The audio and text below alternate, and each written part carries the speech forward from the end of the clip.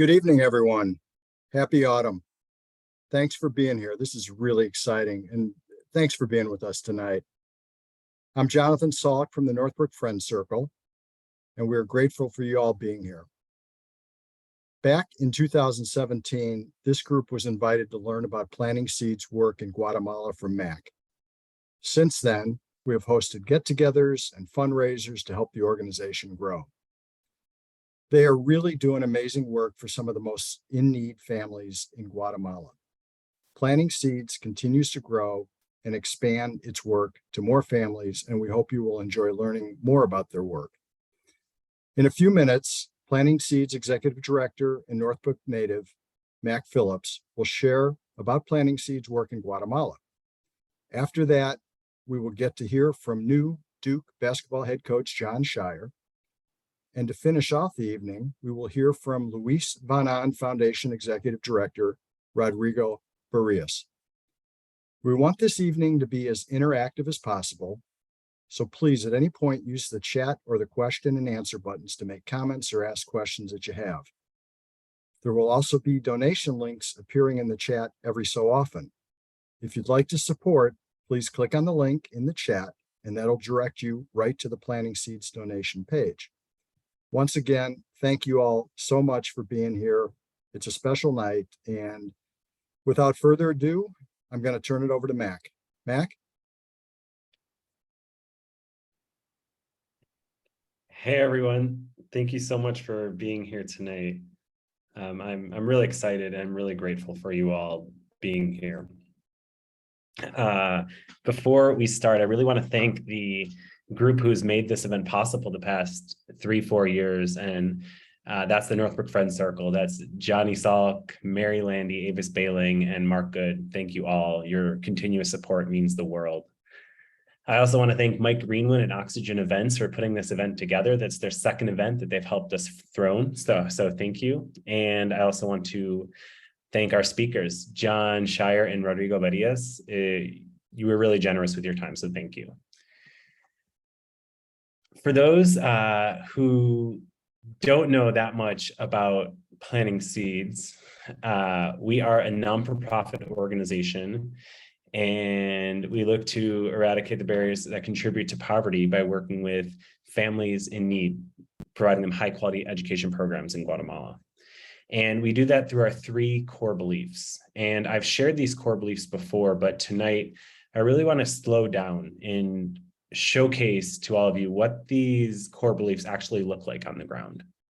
So our first core belief is that every child, no matter where they're from, deserves a high quality education. And I also should have said, please use the chat and question and answer section. And if there's anything that you want to comment on or ask on, you can ask at any moment. But with that core belief that every child deserves a high quality education, some of you know I'm a relatively new parent. I have a 4-year-old Lucas and a 1.5-year-old Camila. And the reason I share this tonight is because being a parent really shifts your perspective and gives you perspective on different things. And I send my 4-year-old to preschool, my 1.5-year-old to daycare, and I ask a million questions to the teachers. My partner and I both do, and we want the absolute best for our students, for our kids. And the reason I share that is because the families we work with in Guatemala also want the absolute best for their kids. They want to send their kids to a preschool where they're going to be loved, encouraged, taught to build their self-esteem as well as their ability to read and write. And unfortunately in Guatemala, most communities, in rural areas, don't have access to preschools. And if they do have access to preschools, a lot of times they don't trust the care or the quality that they receive in those preschools. And I wanted to start with this because I think this is critical, because one is many people on this call are parents. Imagine what it would be like to not have a preschool accessible to you for you to send your child. And at the same time, recognize how important this is for families in need. 90% of a child's brain develops in their first 5 years of life. And so if kids can't access preschool or access school until first grade, they start incredibly behind and they play catch up their entire educational careers. And so this is what Planting Seeds does. Planting Seeds identifies communities in need of preschools. We help build and operate preschools. And we also work with non-for-profits and municipalities who already exist and have the trust in communities to train their teachers and staff to implement our play-based methodology. And so our methodology, as I said, is play-based. And kids enter in circle time, as you can see in the top right picture there every day, and then they get to choose their educational play centers. So children have autonomy of what they're learning. They get to learn at their own rate, and the teacher helps as a guide of their learning.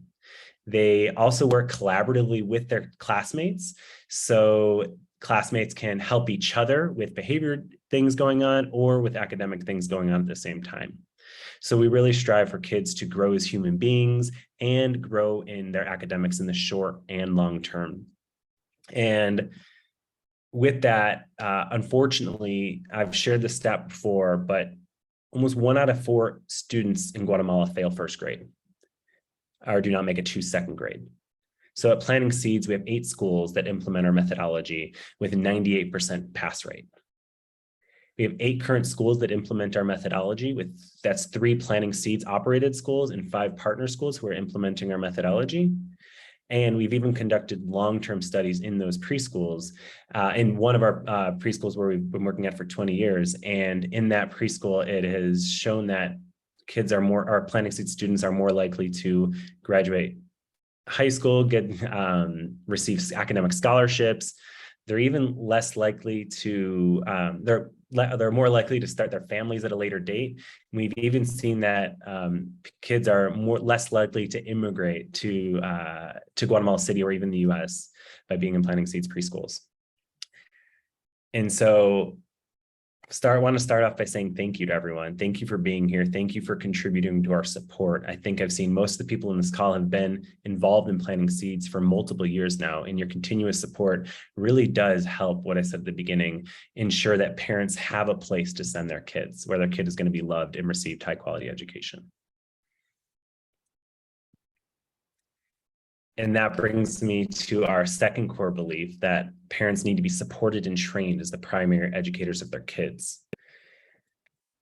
A lot of the parents that come to our preschools didn't have the opportunity to go to school or continue their education. Guatemala had a civil war that ended in 1996. In many of the areas where we work are rural indigenous communities, where communities, one, weren't very accessible to girls and women, but not very accessible to people in poverty. And so when we try to teach parents on how to read with their kid, our parent trainings are not focused on telling parents what they need to do. Rather, they're focused on building capacity within parents to do that. We model how to do a read aloud with their kids, and then we give them the book and have them practice, get feedback from us, practice again. So when they go home, they feel comfortable actually doing that with their kids. We work on stuff as having family meals, creating educational routines at your home, disciplining with love, building vocabulary with their kids, stimulating them at all times of the day, in all of these different things. So parents can take on a role and being positive educators of their kids to contribute to that 90% of the brain develops in their first 5 years of life. And so one story I wanted to share with everyone, this is a men's nurturing group we have in Guatemala City, near 2 of our preschool programs we have there. And men come in Tuesday night, every night, to grow as fathers, grow as men. And we were talking about having family dinners and the importance it is to have kind of family dinners with your kids. And one of the dads, I'm not going to share his name for his sake, he said his mom and dad weren't really around and he had never had a family dinner before in his life. And he said he didn't know where to start. And I think the reason I want to showcase this story is having these parent spaces is critical. Parents come in with a lot of previous trauma or different things. And if parents don't have a space to heal, it's possible that they reproduce that same stuff that happened to them onto their kids. So the first thing we do is try to create a healing space for parents. And once that happens, then we can introduce, like I said, strategies or techniques or different things they can do at home to build those relationships and build those skills with their kids.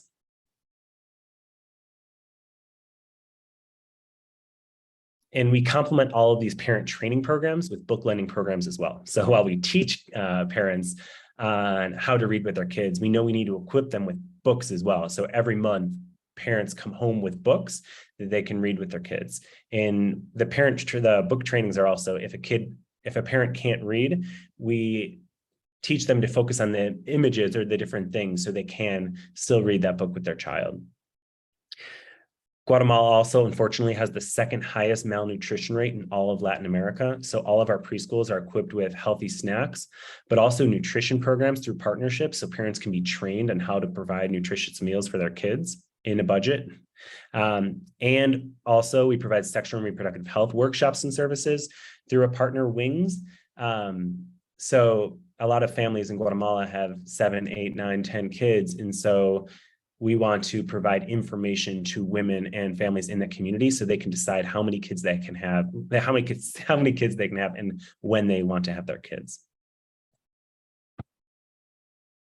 And so while we do look to grow the amount of schools that we're working with, right now we work with 8 schools. A couple of years ago, we worked with 6. And next year we look to work with 9 or 10 schools implementing the methodology.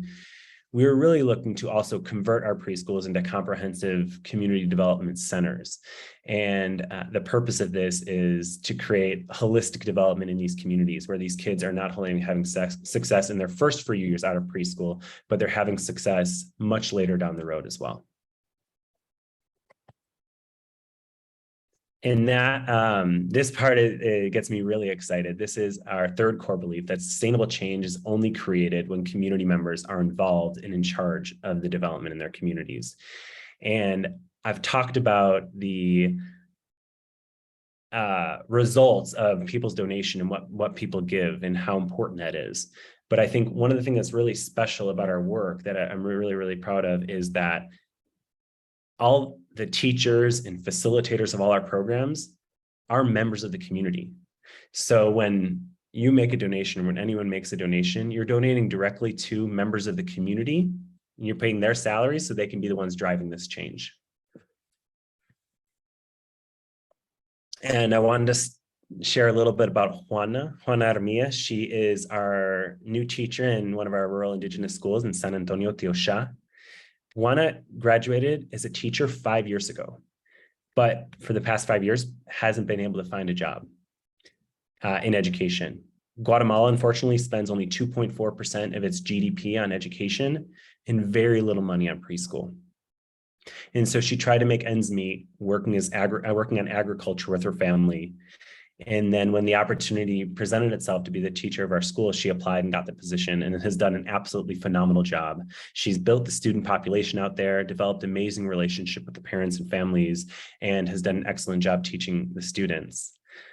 But the impact of your donation is we're able to set up a preschool in that community. And not only are we able to get such great educational results and a place for parents to be able to send their kids, you're also providing employment for Juana and members of the community who really need it as well. Every single one of every single one of the teachers in our communities are from the communities where we work. The woman on the left here with the board in front of her is Merida Yucute. She was a Planting Seeds student when she was 5 years old. She was with us at 5 and 6 years old. All of her 9 brothers and sisters all passed through our Planting Seeds preschool, and now she's the lead teacher in our Planting Seeds preschool. So a lot of times people ask me, Mac, what's the cost of a school? How much does it cost to operate a Planting Seeds school? And the answer really is employment. It's employment for Juana, it's employment for Merida, Norma on the right, and all of our community teachers and community facilitators. And lastly, going with sustainable changes is only created when community members are involved and in charge of their development. I'm going to talk about our urban communities now. I talked about our rural communities. We work in an urban community, which is essentially a refugee community where families escaped from the Guatemala Civil War and they settled right near Guatemala City's garbage dump. And families enter the garbage dump every day to pick and resell recyclables to sell, make a living for their family. We've been working with preschools in this region for over 20 years. And we started meeting with the community members in 2017 to see what complementary supports they needed in their community. And these complementary supports are very unique to the rural areas. In rural areas, they have space. They need those sexual and reproductive health services and those nutrition services, but they have space. Whereas in these urban areas, a lot of these families live in 1 to 2 bedroom homes and don't have a safe place to go other than the street.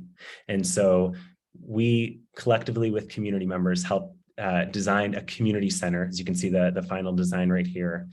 And after 2 years of waiting for construction permits, we finally began construction 2 months ago in July. And so without further ado, I'm going to stop talking about it because we have a video to showcase you a little bit more about what this center is.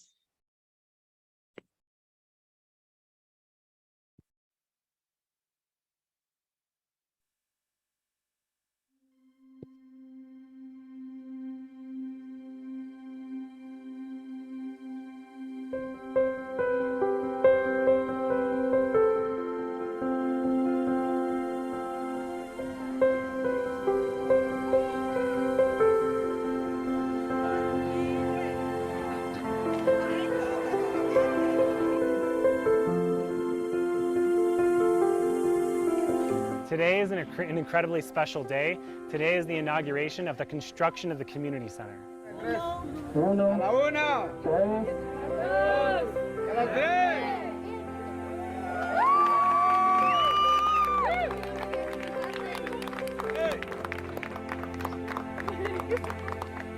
Over 5 years ago in 2017, we first started meeting with the communities to really gather an idea of what their needs were. Based on that, we've had such amazing community participation. Community members were involved in the idea for the community center. They've been involved in the designing of the community center, and they'll now be involved in the construction of the community center as well, and the facilitation of all the programs that happen inside.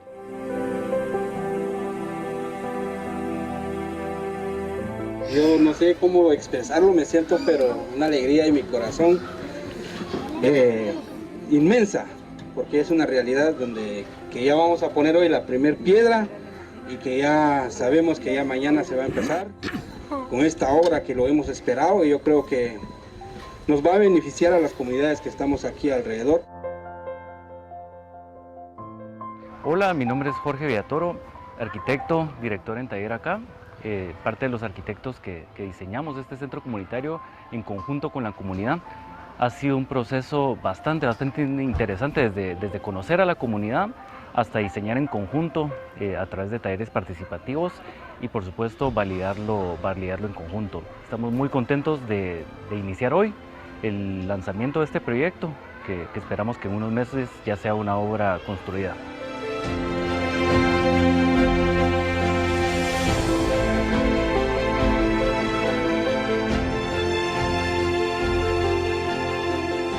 Mi nombre es Uni García, soy voluntaria de Plantando Semillas, trabajo con un grupo de mamás y también estoy lo que es apoyando en el grupo de colaborativo. Como pueden ver, aquí estoy ahorita pues apoyando en el terreno donde se va a hacer lo que es la construcción.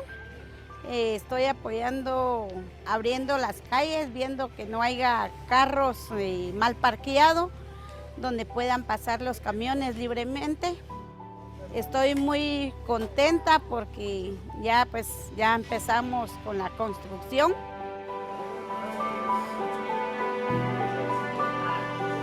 Mi nombre es Edgar Suret y actualmente estoy en apoyo tanto al ingeniero como al maestro de obras aquí en el centro comunitario. Están limpiando un valle. Estoy apoyando desde que se tuvo la idea de hacer este centro comunitario para ayuda a las personas. Vivo por acá cerca del centro comunitario y sí, como apoyo de ellos.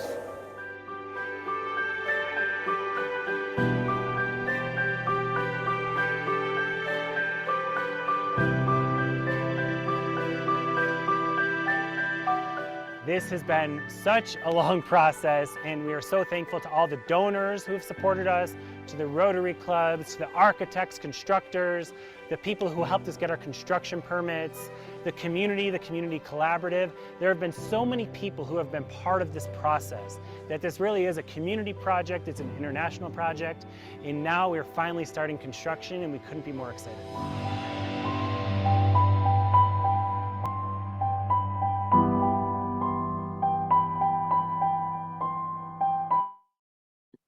Thanks so much, Mac, for that. You know, it's really amazing having been involved with you and Planting Seeds and others for the last 5 or 6 years, and just the growth of what's going on.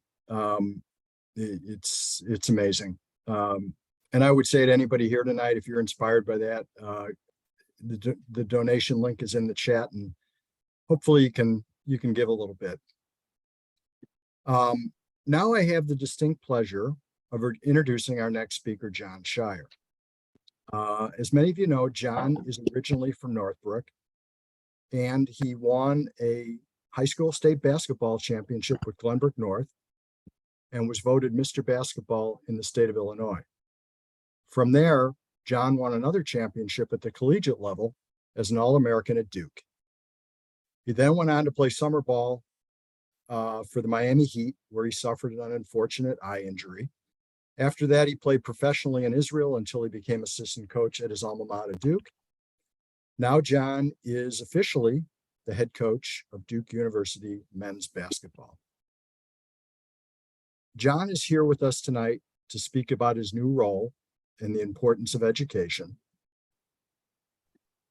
We will now send it to John and his former teammate and member of Planting Seeds Chicago Friends Circle, Sean Wallace. And before we do that, I'd just like to give a shout out to Sean for approaching his childhood buddy and getting John to do this, and also to Mark Good, who's part of the Northbrook Friends Circle, for coming up with the brilliant idea to approach John Shire. So, interview, please. Hey, John, thank you for being here with us tonight. Everyone's really, really excited to hear from you. And Planting Seeds is truly beyond grateful for your time. We know how busy you are with everything going on. And to start, you know, this is really fun for me, having you as a great friend since as long as I can remember. And not many people know this about you, but you're a history major, right? And aside from being a great basketball player, history major. So I think this first question will hit home. But someone recently said to me, there's a lot higher likelihood of someone becoming president of the United States than the next basketball coach at Duke. What does that mean to you? I'm not sure what it means. It's crazy when you think about it. I mean, first of all, it's great to be here and to get a chance to talk about Planting Seeds, but also just to catch up. And, you know, when you think about the history of Duke basketball, and, you know, for years and years, you know, people like to say who's going to be the next coach and speculation. And never once did I ever tell anybody, yeah, that's going to be me, or that's never what my intention was. When that opportunity was there, I felt, I mean, I wanted it like nothing else. I mean, what an opportunity.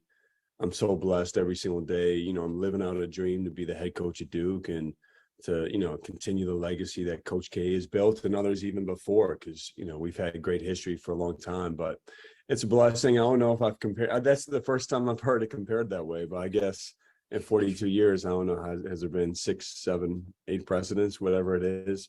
And so there's been one coach to Duke. How about that? Yeah. No, that's awesome. And I think for you to say, right, like even as friends, you know, I don't know if you ever thought this was going to be the next step for you. And I think there's a lot of people listening today from Northbrook or the North Shore that really followed you closely during your playing career at Glenbrook North and then at Duke. But I guess just for their knowledge, you know, and you know, as much detail as you want to get into, how did you get to where you are today at such a young age to be the head coach of a program like this, you know, from the time your playing career ended, just for their background, how'd you get to where you are today?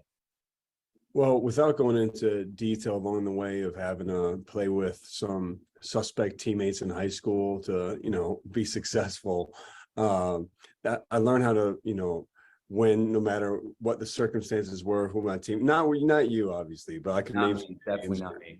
but Zach Kelly, for example, just figuring out a way to win with the Zach Kelly is something that really prepared me well as in my development. But in all seriousness, I would say two things for me. One, just being really present, like staying the course. When I was in high school, all that mattered to me was winning a state championship. And, I had opportunities to play in college and just being the best player that I could in the moment. Same thing in college, same thing professionally. And I think that led to the next opportunity where, sometimes you can get ahead of yourself. And the last thing, Sean, I mean, I think I've been a creative thinker, just being outside the box in terms of, how to win, how to take the next step. And, led me to being a head coach at a young age and actually being a coach at a young age. So, a lot of it's timing and opportunity. But for me, I'm proud of, each step that I've made, high school, college, professional, being an assistant coach, and now the next step to being a head coach. Yeah. And had you always wanted to be a head coach or a coach to some extent, even growing up while you were playing? I always wanted to coach or teach, but I thought I would be at age 35 after playing the NBA for a long time, and, things happen in life. I've seen that firsthand. I mean, many different moments that you don't expect or that don't go your way. And so learning how to pivot, how to handle adversity, how to handle failures. And for me, when I was playing professionally, my passion was always winning a national championship and to play in the NBA. And, when I was about 25, I realized, I could play overseas for a long time. Probably would be tough to crack back in the NBA. And it was an incredible opportunity to get a head start with coaching. And one of the reasons I made that decision at that time was to have the opportunity to be a head coach. I didn't even cross my mind that, 10 years later, you could be the head coach at Duke. But, it's funny the decisions you make, when I made my decision at 16, 17 years old to go to Duke, how that impacts you for really the rest of your life. Yeah. Yeah. No doubt. I mean, an incredible decision that you made to go to Duke, right? And you look at where it's taken you and where you are today. I think one thing that I'd love to kind of unpack a little bit is for a lot of people, they think a head coach, right? They see you, they turn on ESPN, they see you calling plays, yelling at players, maybe not yelling, maybe directing. But like, what goes into being a head coach that the common person doesn't really know, right? Like, what's your average day like during season, out of season? How much are you balancing between recruiting, campus, the athletic department, public appearances like this? What all goes into it, and help us kind of understand and see behind the curtain.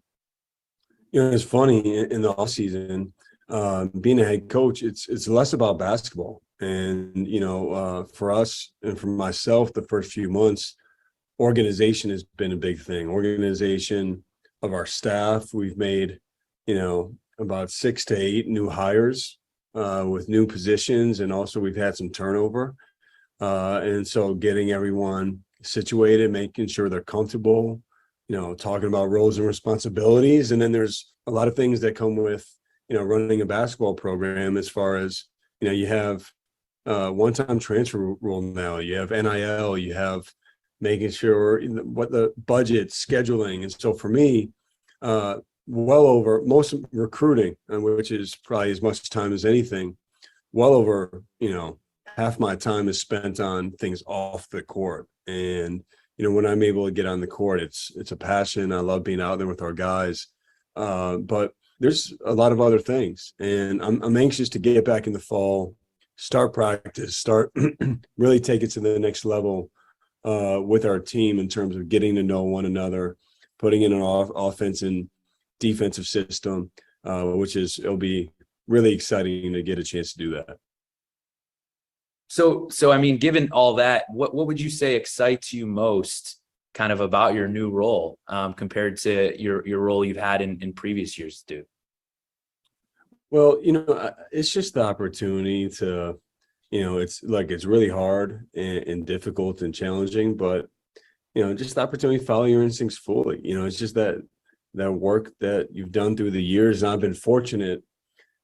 been really fortunate, Sean, for really my 9 years here on staff, that Coach K has been so open, and, he's such a good communicator, where he's, explained his processing, his thinking, his decision making. And that doesn't mean I'm going to make decisions the way that he does. I have to make decisions the way that I feel is best at that time for myself. But it's prepared me where I feel confident with what to do. And I was telling actually somebody the other day, some of my favorite moments when I was here as an assistant coach along with Coach K is when we'd be on the road recruiting, and we're just talking about life, talking about, how he got to where he was, the decisions he had to make.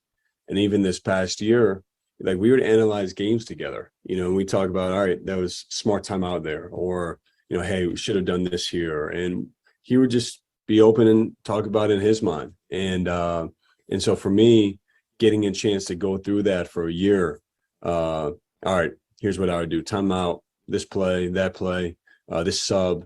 What a great rehearsal to get ready for this season. But that's what I love. I mean, the in-game, it's why I play chess. The strategy, the strategic.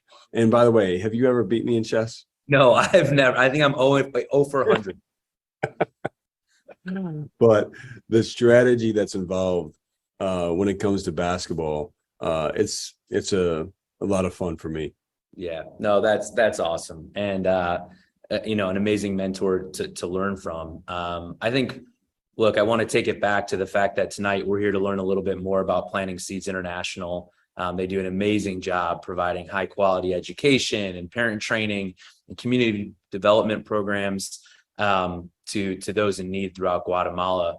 And after you've learned a little bit more about them, obviously you've known Mac Phillips for a really long time. Is there anything that strikes you most about their work? Yeah, well, Mac has done an incredible job, and, learning more about planting seeds. I've been fortunate in my role and in my job the last 10 years to see a lot of different communities throughout our country. And, really when I think back to our childhood, so thankful and really grateful for the education that we got. And really, education leads to opportunity. And so if, what Planting Seeds is doing is giving these kids an opportunity in life to be successful. Like, you need to be educated. You need to be, you need to have some sense of belonging, and obviously you need to learn. And so the fact that of what Mac has done, what Planting Seeds has done, I just think about the word opportunity. It's giving these kids a chance to be successful, to grow in their lives, their families. And, I really have just been impressed with everything that Planting Seeds has been about this whole time. Yeah, no, that's awesome. And it's a great answer. And it's something that I've even seen your personal growth because of what you've been exposed to, through basketball, from an education standpoint, and seeing different communities. And it's amazing, right? And Mac is another friend that's done an amazing job dedicating so much of his time and energy to that. And it's been amazing to see.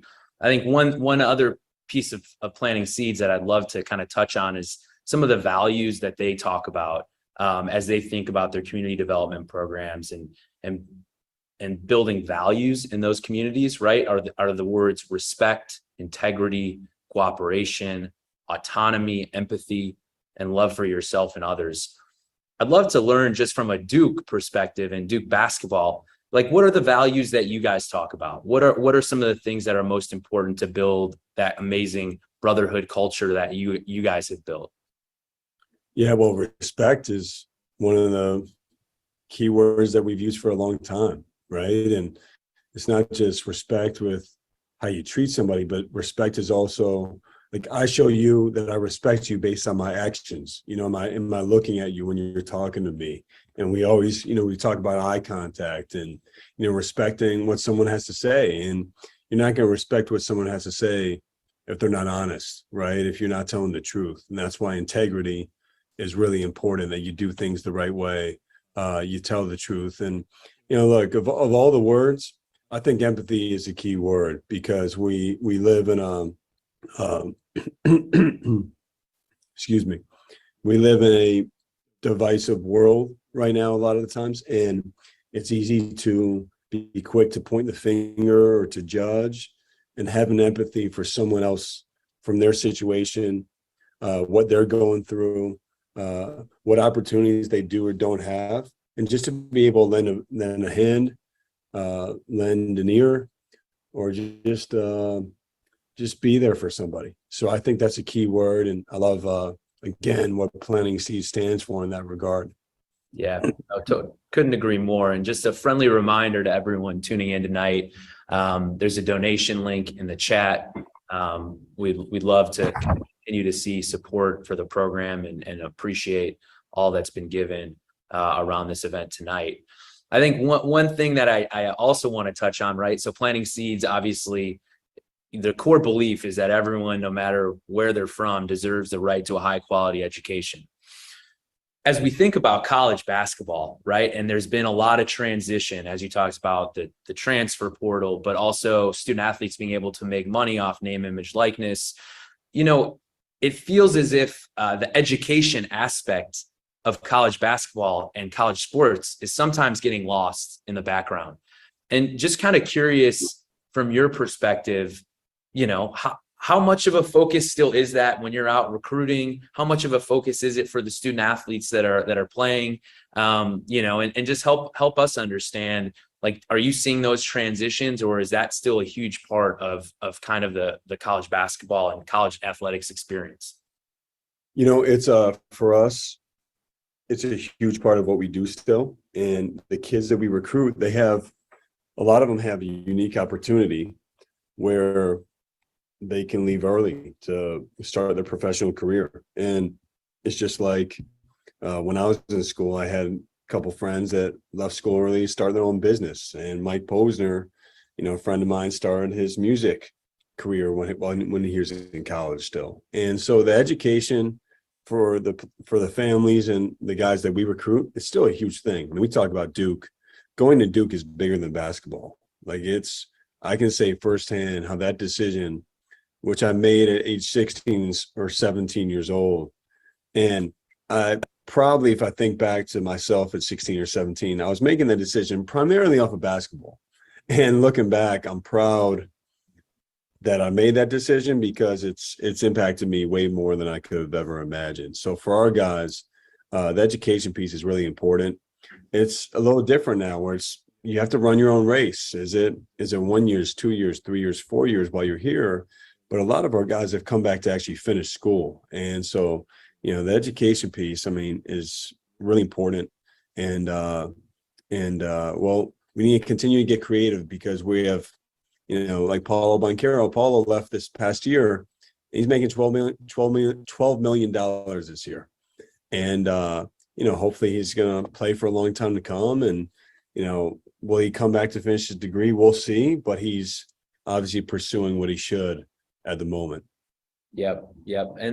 And you talk about Paulo or other players, when you're thinking about developing these young men, how do you balance the on the court versus off the court, building relationships as a recruiter with their families? I'm guessing telling them how great they are to a certain extent, but when they walk in the door on the court, does John the coach turn into a disciplinarian? Are you their friend? Like, how are you thinking through that, and what's your approach as a coach? Just very, very curious on that.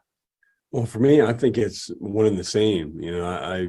What you see is what you get with me, and I'm real. And if you don't like what you see, or you don't like what you get, then you shouldn't come. But we wouldn't be recruiting these guys if we didn't feel they were great players. So it's easy to say, for the guys that we recruit, you have a great chance to be, a heck of a player. But we also talk about the path that we see them going on, the things they have to do to get better, and obviously the fit and the buy-in, where, Duke can never be a pit stop. It has to be somewhere where you unpack your bags, you're fully in the moment, work for how in the moment is can be a year, the moment can be 4 years. It doesn't, the amount of time that you're here, you have to be all in to what this can provide for you, but also what you can add to the team or school. And we have big aspirations of winning. So for me, I think it's one and the same. You know, I never feel like I have to flip a switch, and I would like to think if you come watch a practice, it's the John that you grew up with. You know, it's I'm a competitor, I'm fiery, but I'm also the guy off the court that, you know, can tell jokes and hang out, and we used to be able to hang out, right? I was fun to hang out with, as far When as you I weren't remember. when you weren't overly competitive, which I think was always, you were really, really fun to hang out with. No, It's still that one thing. that's awesome. And it's good to hear, right? I think the people you see probably have the most success are the ones who are themselves, and aren't trying to be someone else.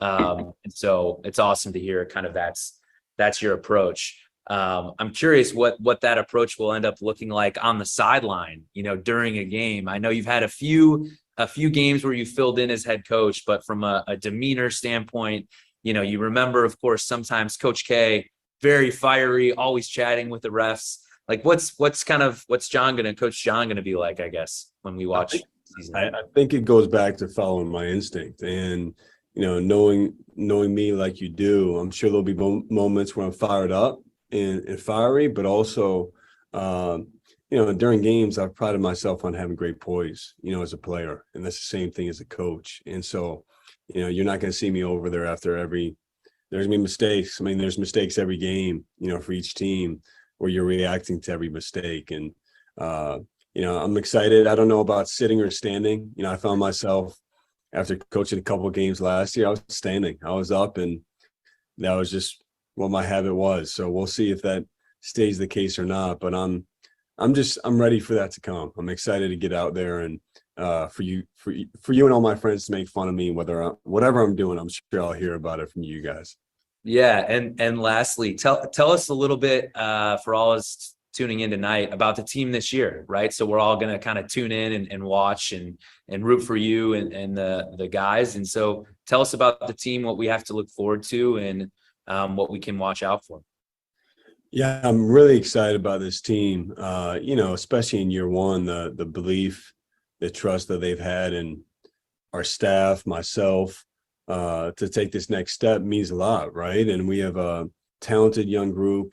We have some key returning players, along with some veterans that we got in the transfer portal. And it's a unique team. We have, you know, 7 18-year-olds, and we have 4 23 24-year-olds. And so there's a, you know, big age disparity, but it's the experience has been huge, in addition to being talented and then having some young talent to blend in. And so Phil, we have an exciting team, still waiting to get all the pieces. So want to get Jacob Grandison healthy, Tyrese Proctor, we need to get here on campus, and we'll get a chance to really see what it looks like and how we need to put it all together. Coach, thanks so much for your time. You know, you being here really means a lot, personally, but also for planting seeds, and bringing attention to all the great work that they're doing to support the families that are in need in Guatemala. So all of us from all of us, the best of luck this upcoming season, and we're excited to root and watch and, you know, see your continued success. Well, thank you for having me. And again, Northbrook's always home for me. So great to connect. We're always connected, but connect over this platform. And shout out again to Mac Phillips and what he's done. Planting seeds is incredible. So thanks to everyone. Thanks to Mac. Thanks to you for letting me be a part of this.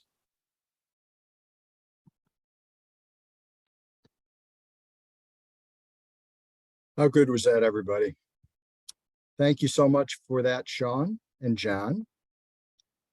We are beyond grateful for you both taking the time and your words about planting seeds. And I know you've seen the message pop up several times in the chat box. So if anyone is interested in supporting, the link is in the chat. And Planting Seeds mailing address is also in the chat. So if you can give, that would be great. Now, Mac will interview Rodrigo Barrias, who is the executive director of the Luis Von Ahn Foundation. Luis Von Ahn is the founder of the language learning app Duolingo. He is Guatemalan and has committed himself to giving back a majority of his wealth to his home country.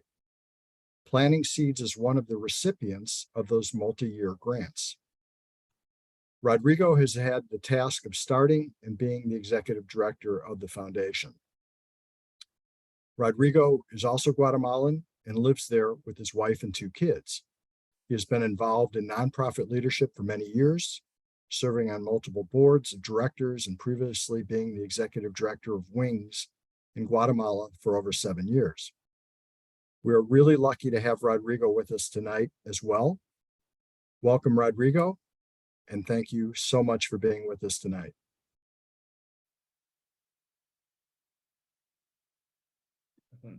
So I have the privilege of being here with Rodrigo Barrias, the executive director of the Luis Von Am Foundation. Luis, thank you so much for being with us today. We're really, really excited. And for people that don't know you or the foundation, as the foundation is relatively new, can you share with the audience a little bit more about the foundation, the vision, and why you chose to get involved? Sure. Hi, Mac, and hi, everyone. Thanks for having me. It's a pleasure. Yeah, it's a brand new foundation. We've been, in existence for about a year now, and this is Luis's foundation. He began a couple of years ago with thinking that a better way to expand his philanthropy was through a private foundation. He was getting somewhat frustrated with his giving before this. Everyone was asking him for money, right? And he saw no strategy and he saw no impact. And so I was reached out by a member of his team, and to make a very long story short, here I am. I began running the foundation a year ago in September, and it's been a great privilege of mine because it's given me the opportunity to get to know Luis very well, and to understand his vision and his heart, right? His wishes for Guatemala. And the foundation is solely focused on Guatemala, at least for the first 5 years. We've established it that way. And we're a grant-making foundation. We decided from the very beginning that we were not going to be implementing any projects, but rather we wanted to partner with nonprofits in the country that had already gained the trust of the communities and knew exactly what they were doing. So technically, nonprofits that were technically very sound, and of course financially well managed, and that's what we decided. And this year has been quite a process, creating our own grant-making strategic plan and deciding that we were going to partner with just a few nonprofits, not too many, and we were going to give them significant amounts of money. So anywhere between 10 and 20% of their annual budgets, grants for 5 years, and we were going to increase those grants by 10% every year, so that these organizations could continue growing and could take into account issues like inflation or like salary increases, or just deciding that they wanted to purchase equipment. So yeah, we're in the process of in a sense completing the first year of a 5-year grant making strategy, and I'm very glad, very, very honored to have Planting Seeds as one of the very few grantees that we chose for the next 5 years to partner. Thank you, Rodrigo, so much. And obviously, thank you so much for the support. It's been an absolute pleasure working with you and working with the foundation. So I always get this question, and as you are Guatemalan and have been on boards of directors in Guatemala and have ran organizations like Wings and others in Guatemala, I always get the question, why Guatemala? Why should kind of people in the U.S. choose to invest in Guatemala and the programming there? And I thought you would probably have a better answer than I've probably given them over the years. Well, first of all, we live in, we're part of the human tribe, right? I think first of all, we're part of a global network. We don't live in our own little silos. And if we want to be citizens of the world, we should always think of how can we support others, not just locally, but internationally. And of course, I mean, there's the political answer, if you will, that Guatemala is of great interest to the U.S., State Department. Migration continues to be a huge issue. But Guatemala has been a friend of the U.S. for years, and we have definitely had our moments, bilateral moments of historical significance. But there has always been great relationships between our two countries, and it's wonderful to see, at least now after COVID, so many tourists come back, and so many individuals from the U.S. come back and spend a good amount of time in Guatemala. Unfortunately, Guatemala is a country of many discrepancies. There are huge discrepancies between those that have the most and those that have nothing. I believe that only after Brazil is Guatemala the most unequal country in terms of socioeconomics, right? One of the areas where you work in the Guatemalan city dump, which is the largest dump in Central America, hundreds of thousands of individuals living there, and it's a red zone. There are no services. The government has no presence, almost no presence, and yet organizations like yours are there doing the work. And I think it's great to support organizations in Guatemala, as you said, are doing the hard work. We, unfortunately, again, we have a government that is basically non-functioning. And so those services that should be, basic human rights, like literacy, like education, like health, are not easily accessible by these communities. And so those of us that have the privilege of having a little extra cash at the end of the month, again, with the understanding that we're global citizens, why not support instances like education, like early childhood development in countries like Guatemala? So that would be my answer. Thank you so much. Getting to this grant selection process and why the foundation chose to partner with Planting Seeds, I'm sure I want to hear more too, but I'm sure everyone would like to hear a little bit more about what the process was like. You shared a little bit about how selective you were, but the process and why you guys at the end chose to partner with Planting Seeds. Yeah, absolutely. I've known of Planting Seeds for a few years now, of course. When I was director at Wings, we partnered with Iniciativa Guatemala or Safe Passage, and of course we heard about Planting Seeds as well through that network. I was fortunate to get to know you in the process of this grant and to share a few meals with you. And I'm saying this because a big part of our selection process is to choose organizations that are ran by just spectacular individuals like yourself that we can build relationships with. It's not just the foundation and the nonprofit, but it's us as humans, as individuals. Can we build relationships too? And that was part of my, I'll call it due diligence in a sense. And like I said, you're just a spectacular human being, and I appreciate you very much. And so that made it that made Planting Seeds go into kind of the second round, right? Now, the administrative process, if you will, was of course much more difficult. We had a list, I want to say about 80 or 90 nonprofits that we had selected. We had not done due diligence on them, but we had selected. We either knew, and when I say we, it's me and my team and I. We either knew or we had references from. And then, of course, as a foundation, we decided we want to partner with about 15 or 20 nonprofits and not more than that. So imagine going from 80 or 90 to an initial group of 30, and then decided, all right, we're gonna cut that in half.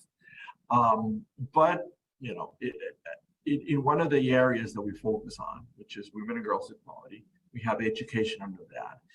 And to Luis, especially to Luis, education is really the silver bullet, right? You all know, about Duolingo and the mission there. And so we decided that the vast majority of our nonprofits, at least a third of the nonprofit partners that we were going to partner with, had to be under education. And I was surprised, but I was really glad at the same time to see that Only Planting Seeds was working with, kids of that age, early childhood. And so in that sense, it was a no-brainer. You had it all. And then in the due diligence process, of course, understanding your financials and your programs and your methodology, and we checked all the boxes.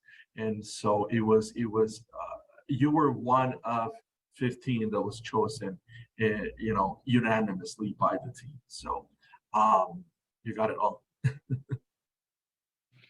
It's really humbling. Thank you, Rodrigo, for the words and the confidence in our work. It means a lot. And so I wanted to touch on a little bit about Planting Seeds' approach, which I spoke about earlier. Which Planting Seeds is expanding our mission to provide more comprehensive support, kind of try to transform our preschools into comprehensive development centers. And you and I have touched base in our meetings about providing wraparound services or complementing work and partnerships. So this includes us partnering with Wings for sexual and reproductive health programs, CAN for nutrition programs, providing book lending programs and parent trainings to really build out these preschool programs we have kind of through the support of the foundation and supporters like the ones on this call. And so what strikes you or what speaks to you about Planting Seeds' approach? The strategy. You're strategic. You understood that around that child there was a circle, right? There was a network, there was a community, there was it takes a village, right? And you decided that the best approach was to try to bring all these complementary services to not just the child but to the family, and I thought that was just a brilliant move. These centers, and you're in the process of building one, and I can't wait to see the finished product. I think these are going to be palaces in those communities, and you're going to be able to work and support the family, of course, the inner circle, if you will, of that child, and that's just going to create a more holistic opportunity and approach to that child having a better future. So I thought it was brilliant, honestly. Thank you. This is really, really great interview. I love it. I know we're short on time. I think we've had a really, really great night with John and now with yourself. I just wanted to leave it open to you. If there's anything else you wanted to add on a variety of things we've touched on or stuff that we haven't touched on to the audience. Yeah, well, look, everyone on this call, and I'm so happy that everyone is on this call, has something special in their lives, in their hearts. And I was just, going back to your question of why Guatemala. Of course, Luis decided that he wanted to, in a sense, replicate the giving pledge that many billionaires have signed, and he decided that he was going to significantly support Guatemala through his wealth. Of course, we're not as wealthy as he is, of course, but if we have just that little extra to give, I would say look into not just Planting Seeds, but other nonprofits that are doing that work in Guatemala. This is a country worth investing in. It's a population worth investing in, and if education is your thing, just look at the model that you Planting Seeds are creating, and you can visit our website, luisfonanfoundation.org, and at the bottom you'll see the 19 grantees that we chose for the next 5 years, and if any of those appeals to your heart and you have again a little extra cash, donate. It's not just about a foundation who has, in a sense, significant amounts of money to give, but how can we all together pitch in and support these efforts so that hopefully we'll have a better tomorrow. So that would be my my ask tonight is go and look at others and just, even if you don't want to or you can't donate more, just, learn about the work that they're doing and maybe spread the word. So thank you so much. And I appreciate this, Mac. This has been wonderful. Thank you. No, Rodrigo, thank you so much. It's we are so thrilled to work with the Luis Van Am Foundation, work with you. And I think one thing that I would just like to echo is the amount of trust that you have shown in us, an organization, and a strategic plan in our leadership. And we are so grateful for that, to be able to have that trust from you, for being able to work in the communities with the trust from you guys the way we have. So thank you so much for being with us tonight. Absolutely. And Absolutely. Thank you for what you do. Thank you.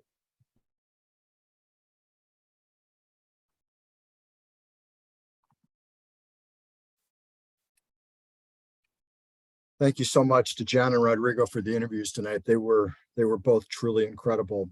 So when you hire a low budget master of ceremonies, you forget things. Mac, I kind of stepped over your comments earlier, so I'll turn it back to you.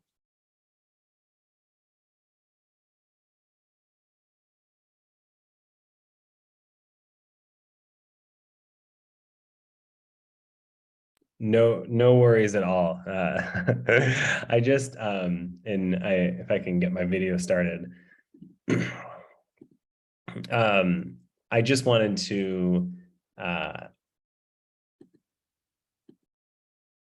just let everyone know about the different opportunities to get involved. And I think most people who are on this call have donated in some degrees. And so I want to say again that all of your donations go to the people who are going to be running that community center, those programs. So thank you. But if I can make a bigger request from everyone, I would love to invite everyone on this call to Guatemala. You can come and stay in beautiful Antigua, come see all of our programs. And I know by being here, you would absolutely fall in love with our programs and what we do and the country itself. And so we have educational tours in 2023 and 2024, possibly people from this Northbrook group or Chicago group or other groups around the globe would love to come down. So we would love for you to come down to Guatemala at some point and see our programs, and we'd love to host you. We also are building relationships with colleges and universities for dual exchange programs, middle schools with our Change for Change program, and even preschools for a Zoom program to build cross-cultural experiences. So if you know of preschool, elementary, middle school, or college or university that could be interested in that type of program, please connect us as well. But I also wanted to take some time to thank the sponsors of this event, the people who everyone on this list have sponsored us for multiple years in this event. So thank you so much. And our additional sponsors as well. Thank you all so much for everything you do. And to everyone here, thank you for being here and contributing to high quality education in Guatemala.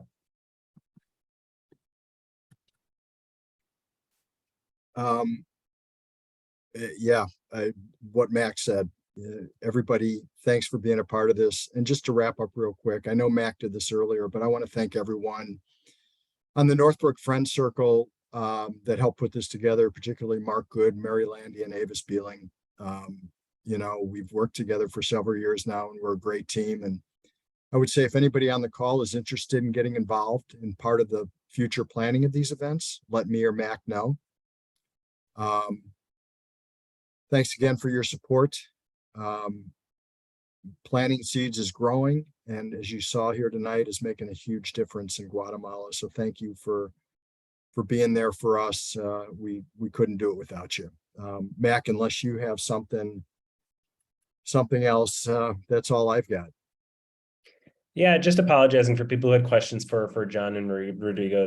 They're busy people, some of whom couldn't answer those questions, but thank you all for being here tonight. I think it was absolutely incredible to see so many people supporting us and donating us and contributing not only 1 year, but for multiple years. I think this is all of our project, and all of you have been a part of this. So thank you.